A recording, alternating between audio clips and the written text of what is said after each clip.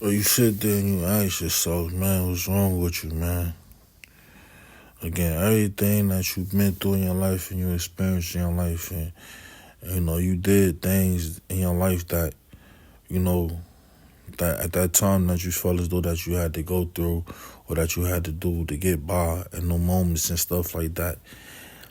And it's like, that was you. Like again, you when a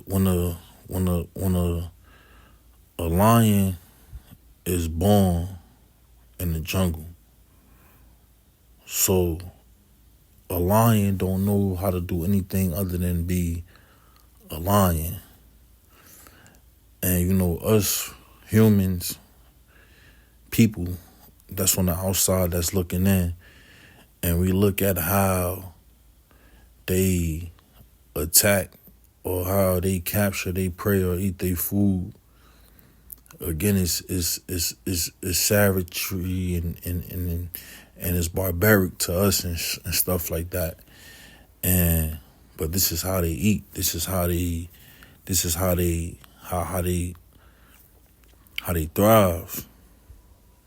And again, even with myself with dropping, the YouTube videos and putting the YouTube videos up of, me feeding my snakes and things like that. Like, it's hard for a lot of people to watch, and a lot of people don't understand why do you keep snakes and why you keep snakes in these small cages and these enclosures, and then you feel the need and stuff like that to post the videos up of the snake attacking or eating a rat. Again, this is how they thrive in the wild. This is how they eat.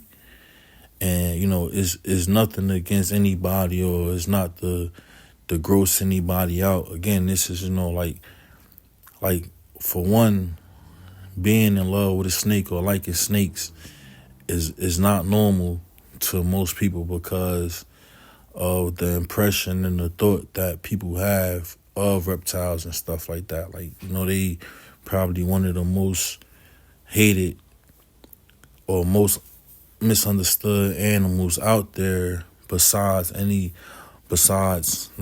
again, like when it comes to rodents and rats and roaches and stuff like that, like don't nobody like those right there. Like everybody is petrified and terrified of the rodents that runs around in your house. Not talking about the fancy rats or the mouse and stuff like that, but the ones that's in your house and stuff like that.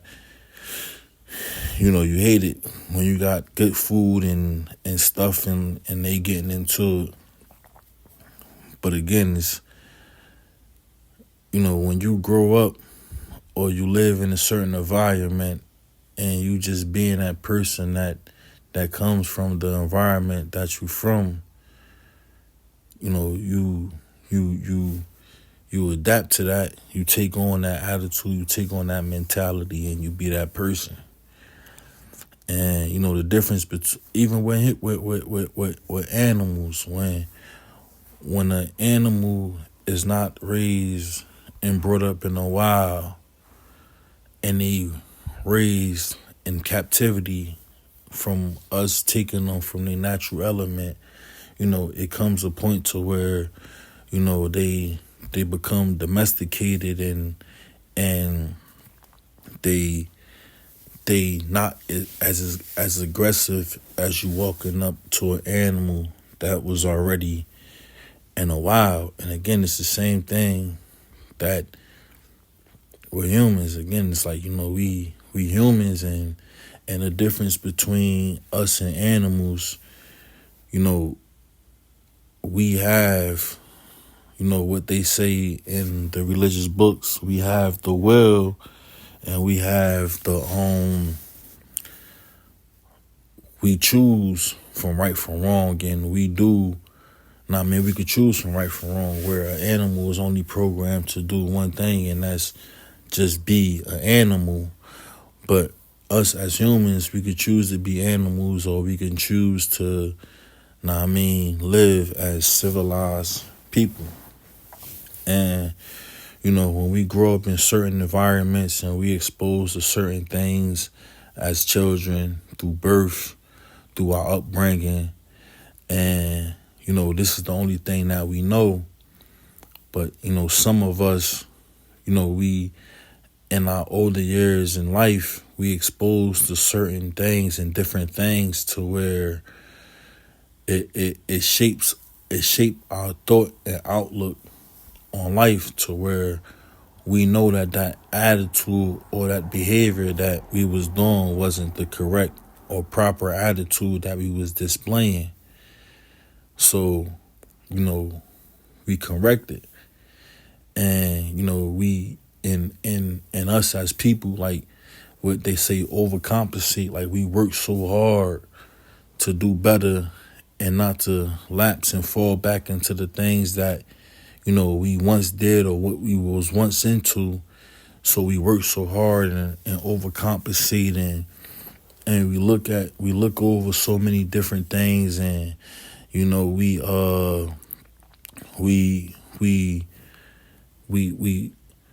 again, we overlook so many things, and we accept so much things that, again, us in that normal state of mind and stable state of thinking that we was once in, we would never accept. But us trying to do the right thing and look the other cheek, that we allow these things right here to happen. And for people that have been following my channel and that been subscribers, and that I met off YouTube and met personally and talked personally through YouTube. Again, like I've been to jail. I spent many years in jail. I spent a lot of my life getting in trouble. And the one person that I was supposed to never disrespect, again, which was my mother, that I didn't understand the things that she was doing, or her under her upbringing and her teachings, the way that she was, like, that shaped her life. And again, like I didn't understand that she was a young mother having me, and she raised me the best way that she knew how at them times. And again, me being a kid, I didn't understand. I didn't accept it. So when I became of age to start making my own decision and having my own thoughts and stuff like that,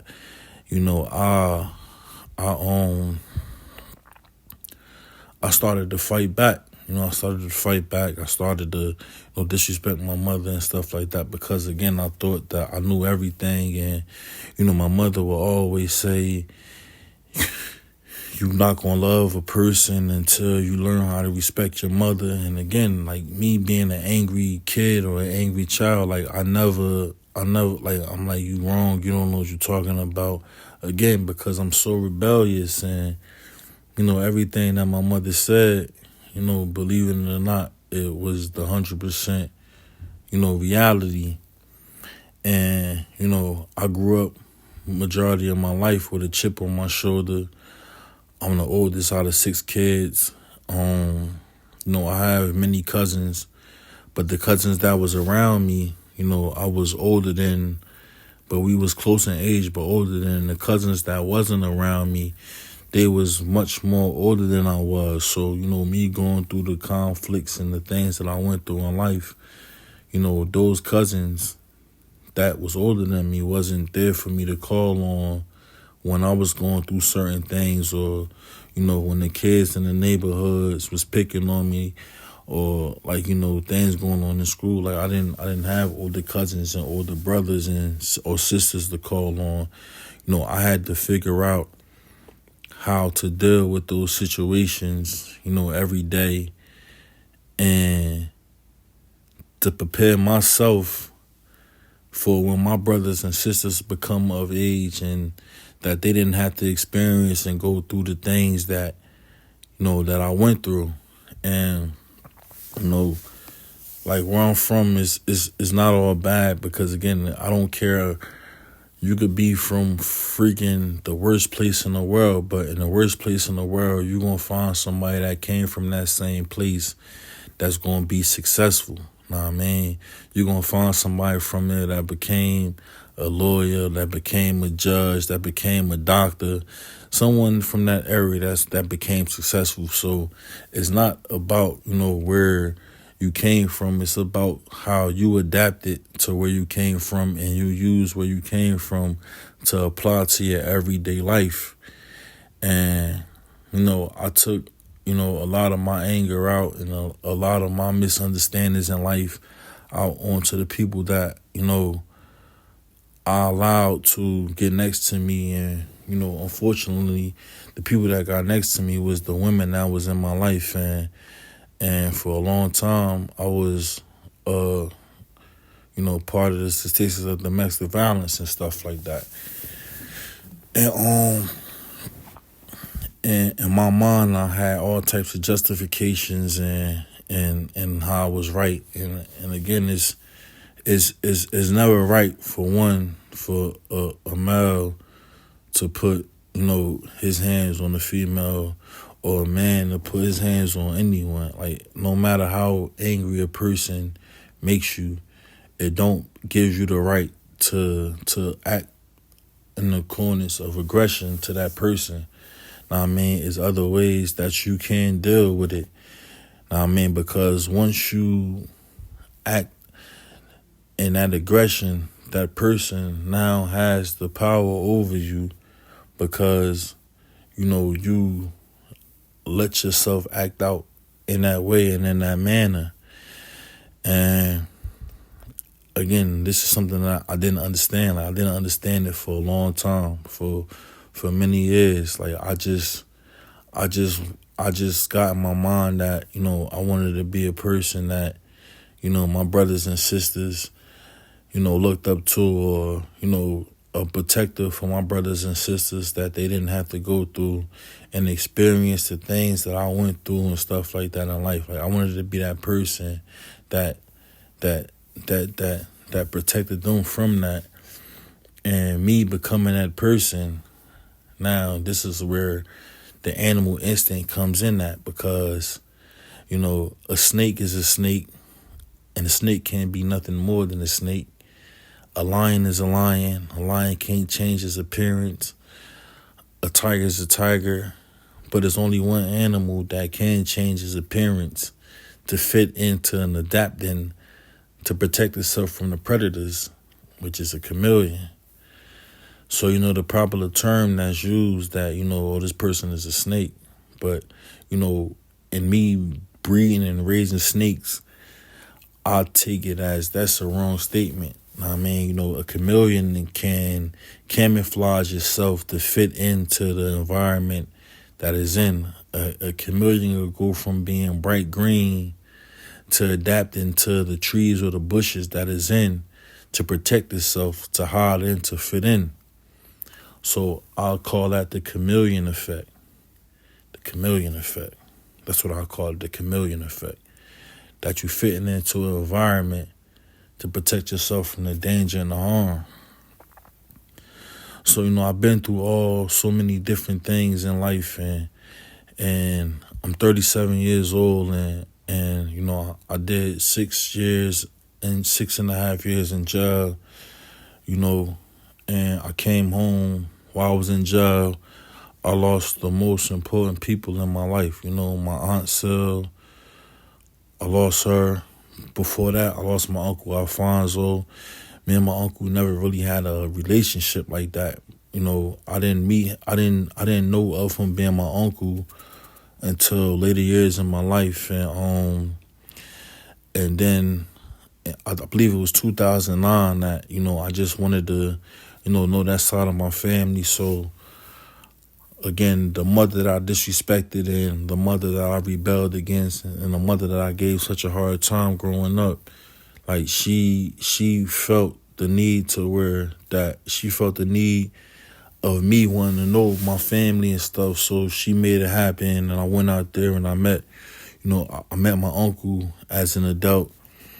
I met my father, for the first time, and And that was in 2009. That was in July of 2009, because every year in July, my family in Virginia always had, the family reunion. So right after that, right right after me leaving there on July 23rd, 2009, I was locked up and arrested for receiving stolen property, was turned into aggravated assault for the on a police officer, and I was tased. Again, I was already, subdued. I was handcuffed. Came out the house. I was handcuffed. Came out the house, and something happened where my 13-year-old brother was there, and he was being treated, with aggression, and like I reacted from my brother being treated how he was treated. I was tripped. Again, handcuffed, tripped. Now I'm laying on my back, not posing a threat to anybody. And again, I was tased. And there was multiple people there that witnessed the situation. And, and that I thought that, would come and say, what happened. But that's not the case. But anyway, officers was willing to come to court and say that I attacked the officer. Again, that said I kicked him in the nuts, and I couldn't understand when I kicked him in the nuts. So, but that's neither here nor there. And so I was getting 9 to 23 months for that. I came home from that little jail stint, and that was my first time actually being away as an adult. I did a lot of juvenile, got locked up as a juvenile and stuff like that. So, when I came home from that, my mindset was somewhat different. And again, as a person, you say, I live in this neighborhood. Okay, let me get away from this neighborhood because of the people in this neighborhood, or this, that, and the third. And again, in the instance that the negativity that you're around can definitely play the outlook on your everyday life and stuff like that. It definitely could. If you're around a person or people that's negative every day, those negative thoughts or those type of things is definitely gonna have some effect on your mental and things like that. So, I wanted to be in a mindset, where I changed and, wasn't being in that same lifestyle that I was in. So, I tried to seclude myself from going outside and being around certain things that I once was doing before I went in there. And, that was even worse because I wound up getting into a domestic dispute with my wife at the time. And again, I wound up getting sentenced to prison and stuff, doing the 6 to 12 years.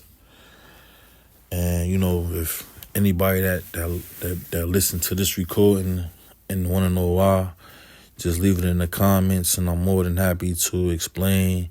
There is no excuse for me to transgress against anyone, no matter what I believe is done. There is no right. So, in the process of me being sentenced, did the 6 to 12 years, I came home in 2012. Uncle Alfonso was killed.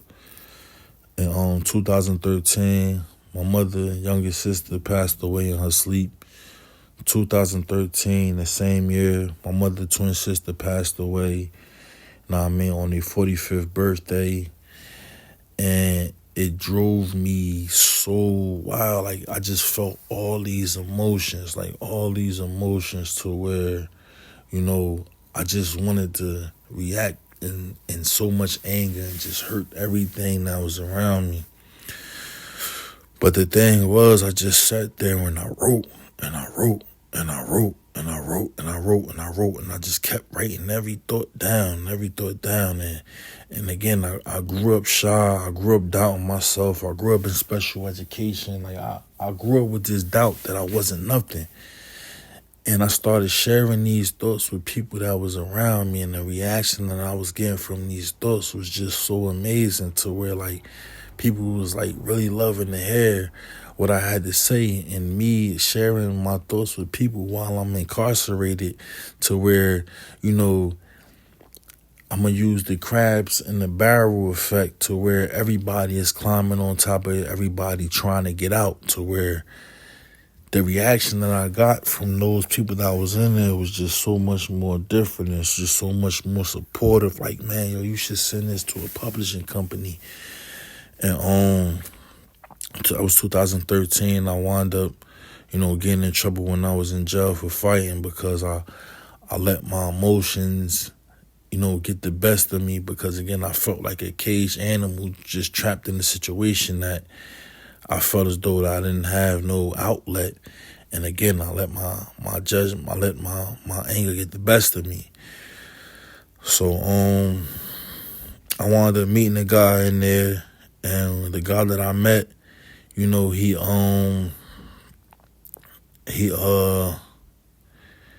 introduced me to a publishing company. I sent everything that I had, and within a week they got back to me, and we came to a publishing agreement, and they published my first. Started publishing my first book, and one of the people that always been there for me my whole life and always gave me hope. And no matter how much wrong I was doing, like, she always seen the right, was my grandmother. I talked to her about the deal, and she wound up putting it together and stuff like that. And so we go. So that was in 15 and 14, 15, and right before the book was actually published, I wound up having these chest pains, and then the chest pains that I was having, they wound up I just, my whole body just started to shut down so drastically, so fast. I was cold, but I was sweating so bad, and I just felt sick to the point to where my whole body started to shut down. And again, I'm in jail. They take me to medical. My hands is so, my body is so sweaty and so clammy, and they can't even extract blood from my fingers to see, if I was having, some type of diabetic shock and stuff like that. They wound up calling the ambulance and wound up rushing me to the hospital. And the ambulance come, when they rushed me to the hospital, the doctor came to me and said, "Are you afraid of flying?" I'm like, what you mean afraid of flying? Of course I'm afraid of flying. I never flew in a plane, helicopter, or anything before. He said, "Well, we're going to rush you to the hospital because you just had a major heart attack." And I'm probably 26 at the time. I'm a major heart attack. He said, "Yeah, we're going to rush you to the hospital, and you just had a major heart attack." So they shot me up with all these medicines so I could get on a helicopter and fly to the hospital. So I get to the hospital, and they checked my heart and stuff like that, and everything seemed fine. But my enzymes kept rising because they said that, something happened and the muscles in my body was repairing themselves and stuff like that. So they wound up kept keeping me for 3 days. So I'm in the hospital chained to a bed with 2 officers, that's sitting there around me every day. And they do a heart catheterization, and they put this machine in between my legs and tell me that, they put a heart that if your heart stops,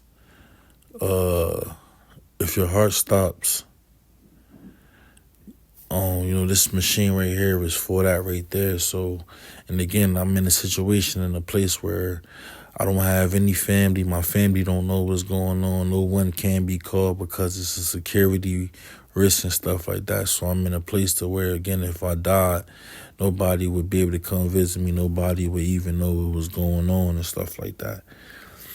So I go through treatment for that for a couple years. So what they wound up diagnosing me to have was pericarditis, which was a acute pericarditis, where the inflammation around my heart wound up swelling, and it lost oxygen for a little bit to where part of my heart actually don't work anymore.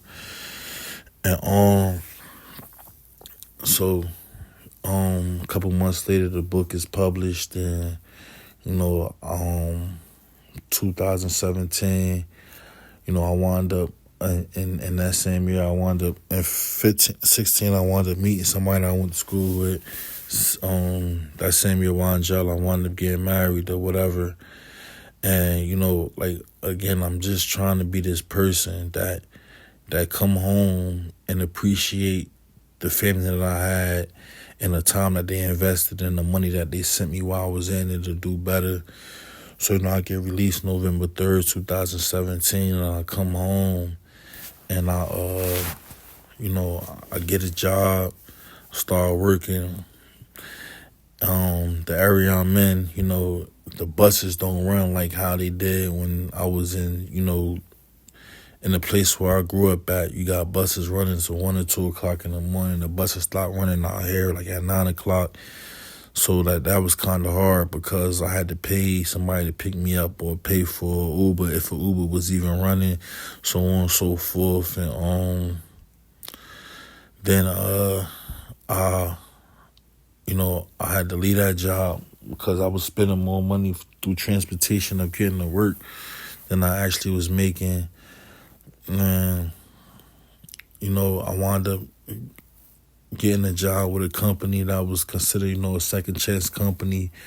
I come home with an ankle bracelet on, and just working so many hours with this company, and just meeting certain different people, and just opening up more, and explaining my story, that I made a lot of good connections, and being in jail working for 18 cents an hour.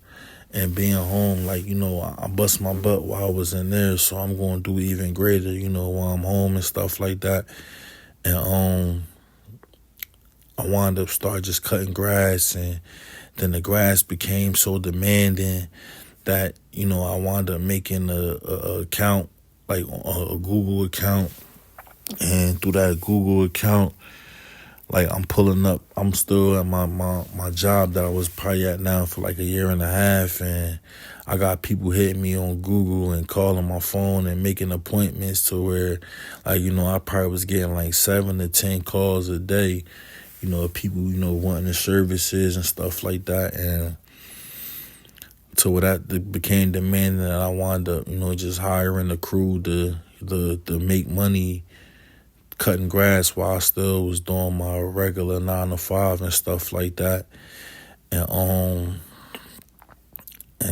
and that was in 2019. And 2019, I believe. And then the pandemic hit. So now I was working with a subcontractor from the gas company, because of the person that I was flagging for. I like, they was like, they took an interest in me, and wanted to see me do better for myself. So he tried to put me in a position that was better, to where I could make more money and stuff like that. So, like, in that same process, like, the pandemic hit. And when the pandemic hit, like, they laid us off for like a week. And when they laid us off, I went home, got in my truck, and just went out and started handing business cards out. Then me doing that, in 2021, we wound up LLCing the landscaping company, Primetime Lawn Service. And again, like, I always believe that, paying rent or renting something, like it's better to own houses. You spend money on things that's gonna always hold value, to where if you need to sell something, like you gonna sell something that still holds value. So I wanted the house I was living in. I wound up speaking to the landlord and giving them pretty much my whole income taxes and paying the whole house off within the year and stuff like that. And then, with me doing that, like I wound up, then previous years before that, I was like in a housing program to where I paid the house off I was living in, which was a duplex. And now I'm in a point where I own 2 houses and I got people paying me rent. Then I wound up getting the 3rd house for free. And, but the situation that I was living with, and, nothing on the person, but the situation that I was living in, it was messing up my mental, to where, I felt as though that I couldn't take it no more, and I uprooted myself, and, that led to a divorce, and just going through a divorce and going through that stuff right there, like it was real, like depression and stuff like that, because like, I'm not going to say anything bad about you. I'm not going to do anything bad about you, but I know the situation that I'm in is not good. So instead of me going into this dark place, I removed myself from the situation. But how I did it, just up and leaving, like you taking everything out to try to make my life, a living hell. I'm going to say hell.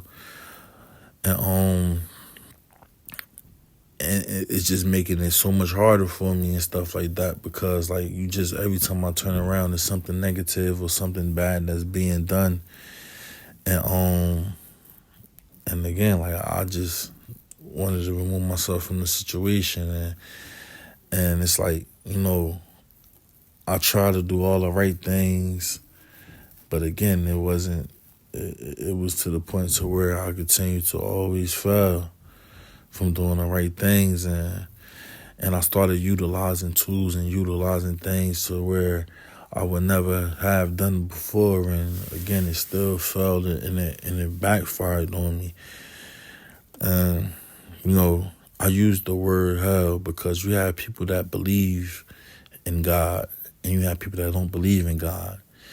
And for those that don't believe in God or don't believe in any higher power, the finest riches and the money and the wealth and living comfortably on earth is their paradise.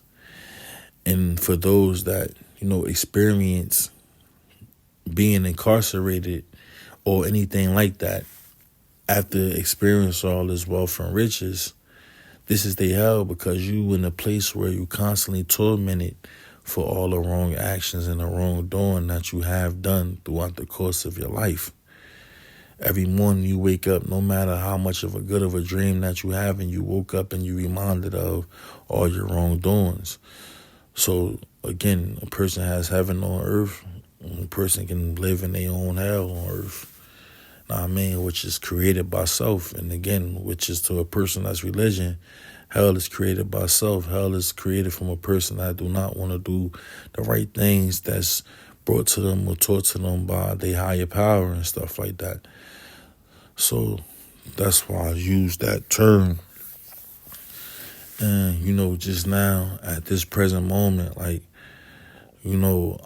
just the experience and the things and, me publishing my 2nd book, me opening up another LLC company, and like every time I turn around, you like a diamond in the rough. You such a good, positive person. But, my mental and the way I'm thinking at that time, it don't reflect the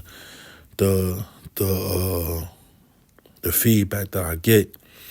And, what keeps me grounded, is the children that I have, because I am a father and I'm a grandfather. And it's like, I get so many praises for, the actions that I display from, those that don't know me or for those that are around me. But the ones that you love is like, it is sometimes it's like sleeping with the enemy and stuff like that. And